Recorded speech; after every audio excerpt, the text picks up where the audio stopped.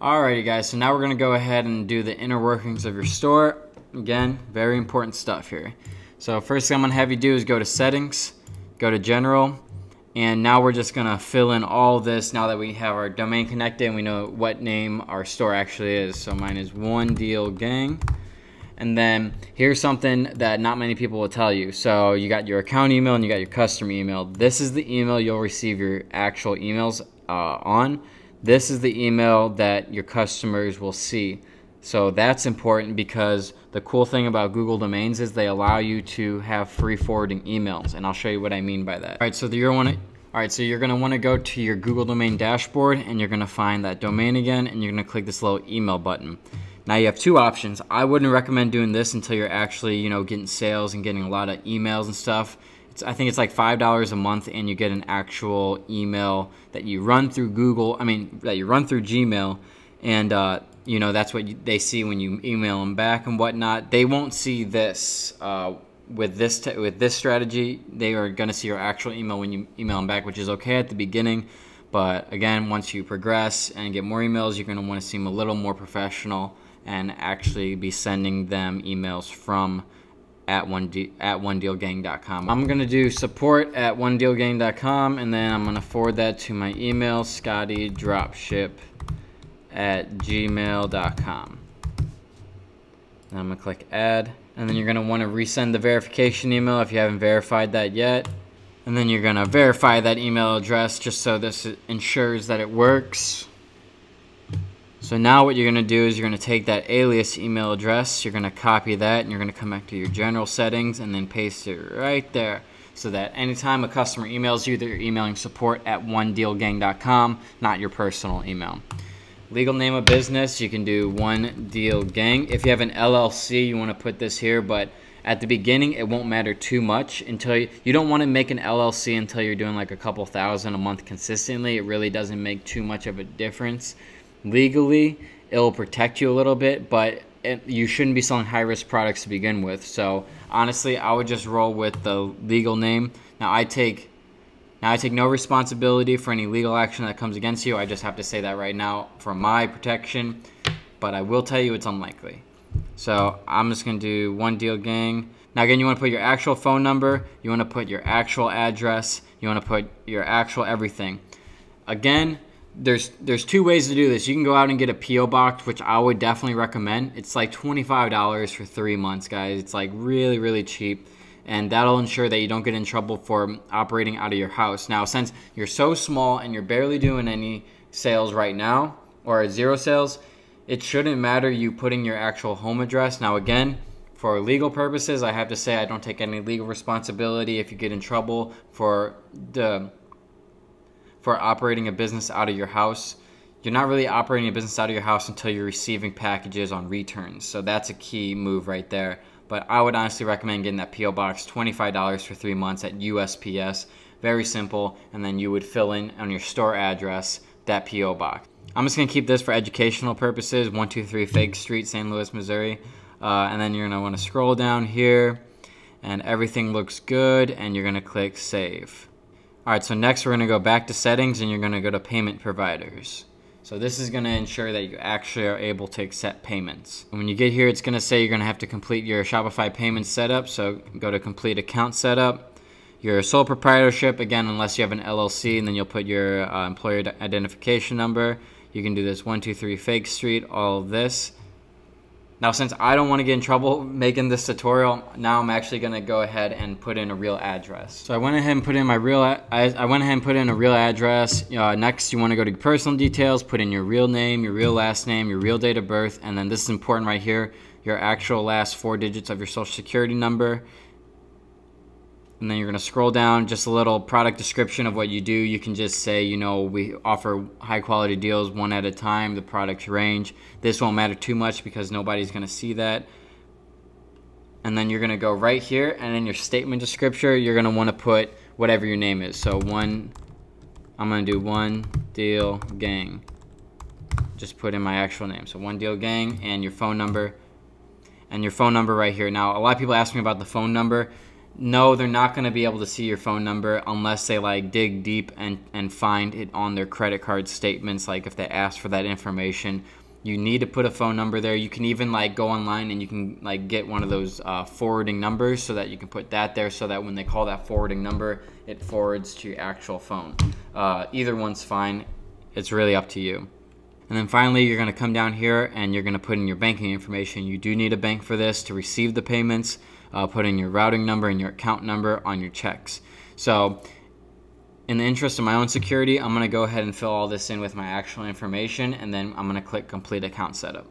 And there we go. So now your Shopify payments should be complete. And I forgot to mention, if you are in another country, you guys probably won't have a social security number, but whatever country you put in, whatever you use should pop up like that. And if it doesn't, again, just use Google or contact Shopify because I'm not an expert in that realm. Alrighty, and then this is a little confusing. I really don't agree with Shopify why they do this. I'm sure they have their reasons, and I'm not going to really question it because I'm not their expert.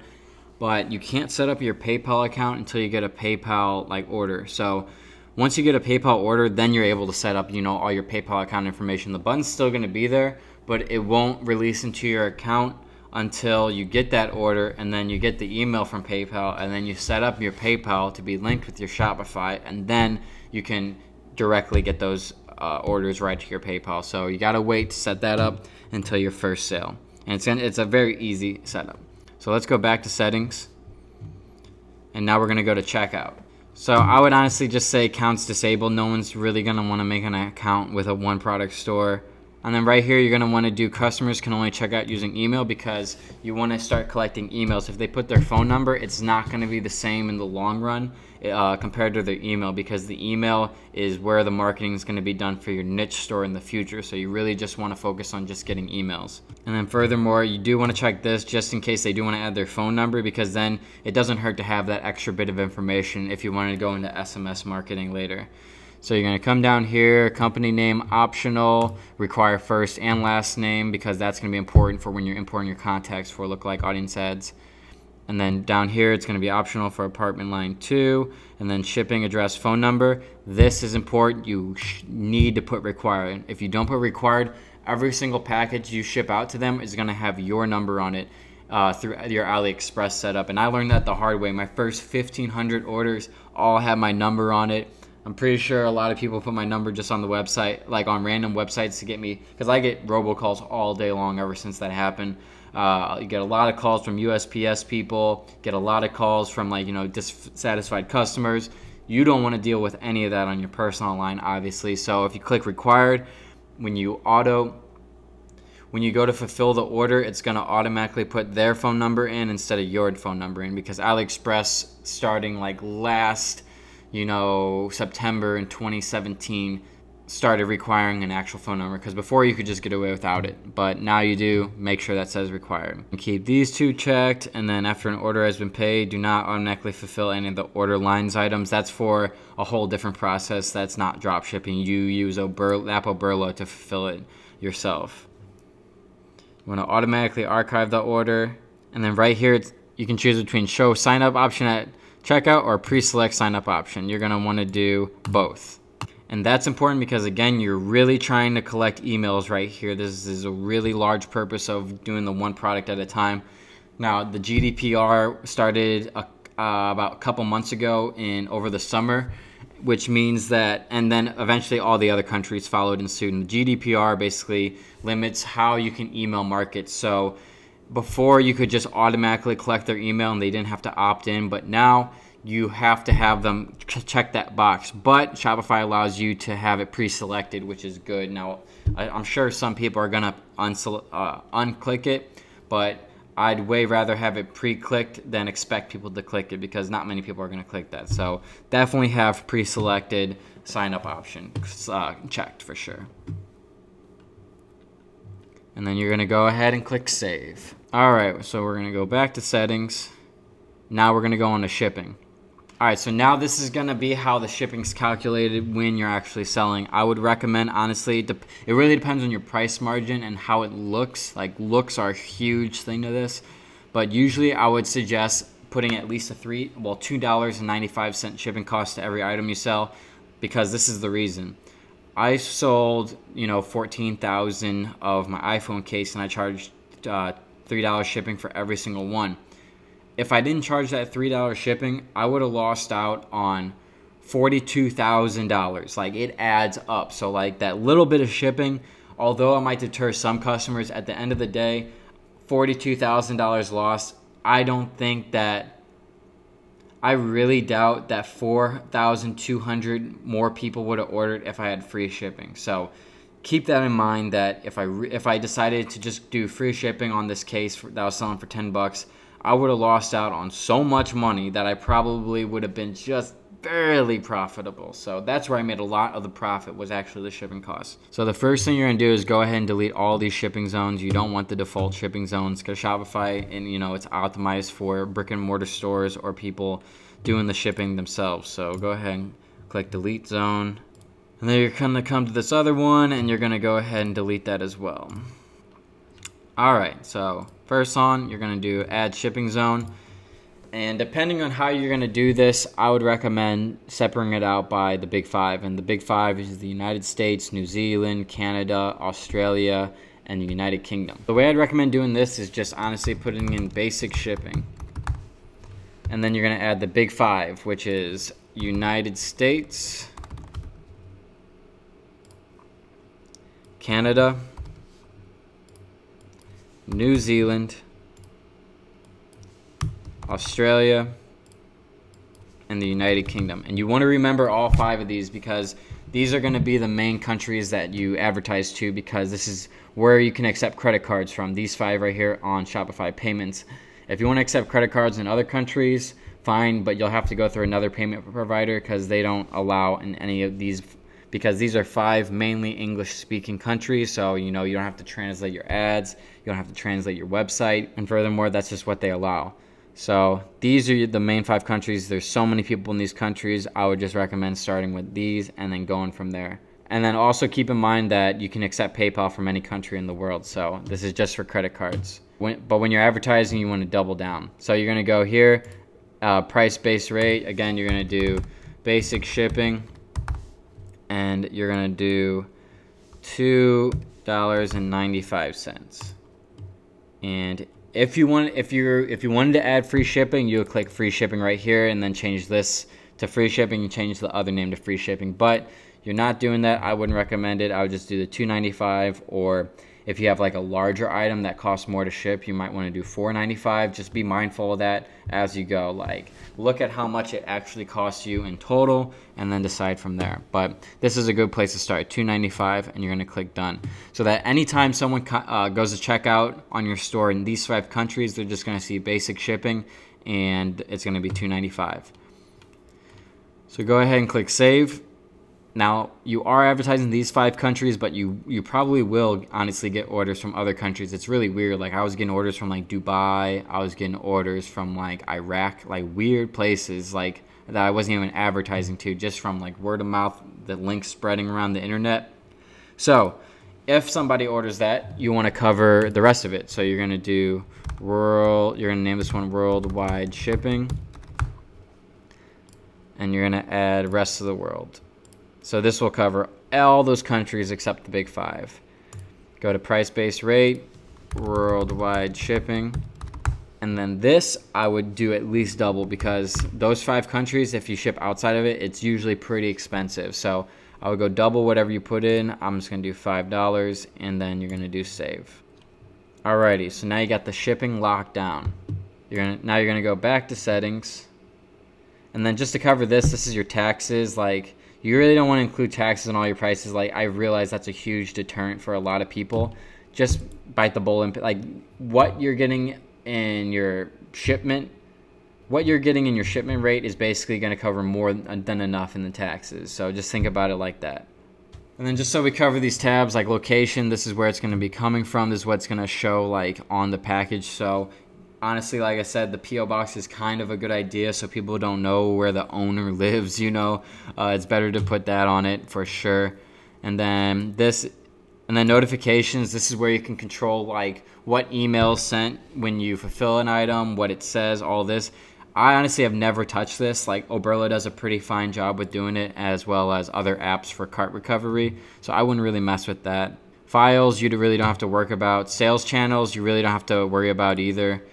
And then the account settings, this is just if you want to add a staff account for when you get virtual assistants and stuff like that, for when you're scaling so high that you can't really do all the work anymore. You don't have to worry about that either. This is your billing. This is like what you're gonna be charging to when you're, you know, paying for apps or paying for Shopify.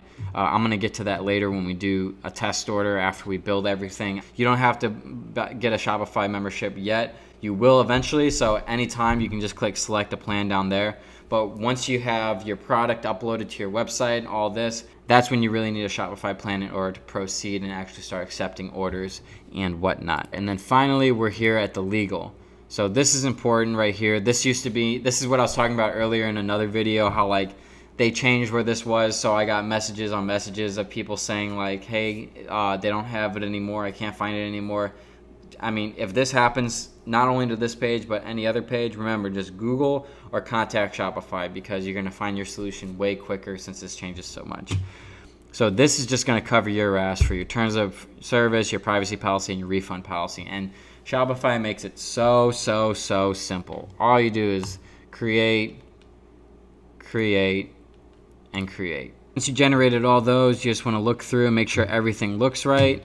So we're gonna go, and you can see how it says like right here, if you know if you haven't received refund, whatever, that's your forwarding email.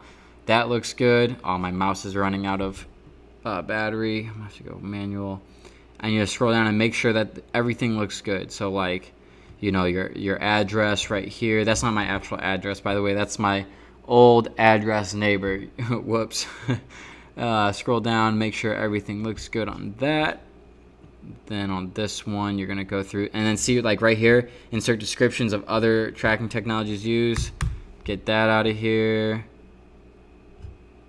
Take that out for sure. Take this out. Take all of this out. Keep scrolling down. Take all of this out. And yeah, anything that has those like brackets, you definitely want to get that out of there.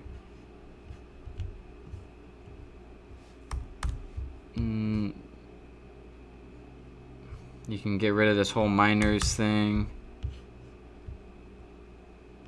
And there you go. Now next you want to go to the terms of service and look for the exact same thing. Make sure everything looks good. Look for those brackets, and if you see any brackets, just like get those out of there, so people, the very few people who actually, you know, look through this aren't like, what the hell is going on here? And it's looking like that's all good. So you're gonna go ahead and click save. And then next you're gonna open up another tab and you're gonna transfer these onto your website. So first thing you're gonna do is go to pages, add a page, and first thing we're gonna do is that refund policy for sure. So copy the refund policy, call this refund policy, and then you're gonna copy and paste it there. Click save. Boom. Go back. Now you're gonna get this privacy policy. Copy that. Boom. Privacy policy. Boom. Click save. I don't know why it keeps doing that. And then last but not least, terms of service. Copy all that.